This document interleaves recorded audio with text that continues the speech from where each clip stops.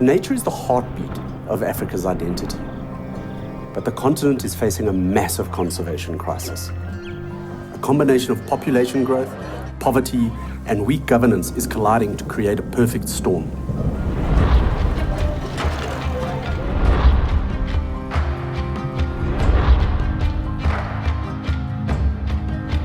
Africa's protected areas are failing and are at great risk of being lost.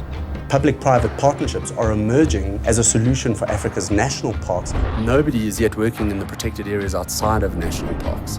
So Conserve Global has been established specifically to secure and manage these protected areas outside of national parks, or concessions as we're calling them, for the benefit of Africa, her people, and her wildlife.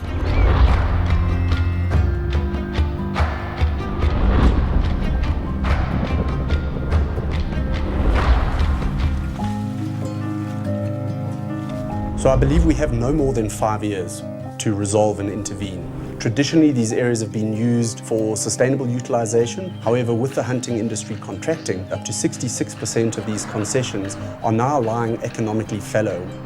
In the absence of responsible management, there is every likelihood that these areas will be lost to conservation, and as a result will be lost to delivering benefits to the livelihoods of people in these areas.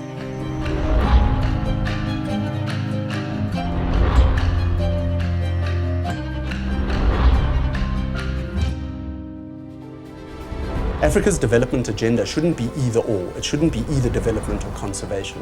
The answer is not transformation of habitat. There's every reason that conservation can be a highly competitive form of land use, especially in rural areas.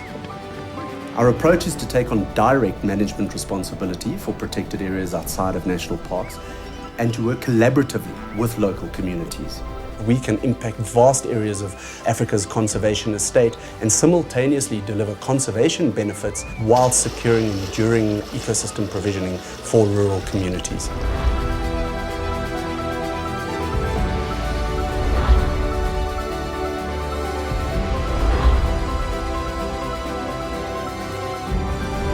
These areas are designed for private sector management. They are designed for sustainable utilization. The lower cost of management, the greater opportunity for revenue diversity, the ability to scale far more rapidly and affordably is very evident, and therefore represents a great opportunity not only to address a massive crisis in the African conservation space, but to actually deliver a really compelling solution not only to the conservation sector, but to Africa's development agenda as well.